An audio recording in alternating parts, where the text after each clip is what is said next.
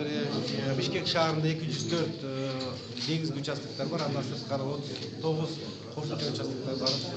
Анын алкагында кошумча участоктордо кээ бир жерлерде шайлоочулар саны 4000ге чейин жеткен адамдар бар.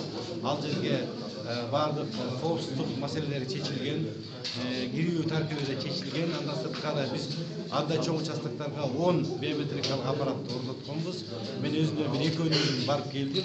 Туура очередь бар, бирок шайлоочулардын саны көп болгондуктан алар биз аларды мындай тартипти сактоого, кезек баарына жетерине, биометрикалык аппараттар баардыгына камсыз кылганга жетишерине айтып атабыз. Албетте шайлоодо көп болгон жакшы да. Анткени шайлоочулар канчалык көп болсо, тараза да так болот. Баары жерде шайлоо демек активдүү жүрүп атат.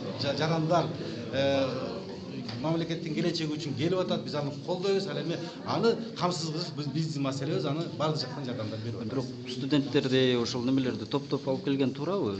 Эми негизи алып келген боюнча биз өкмөт биз жанагы административный ресурс жагынан башка жагынан көп чараларды көргөнбүз.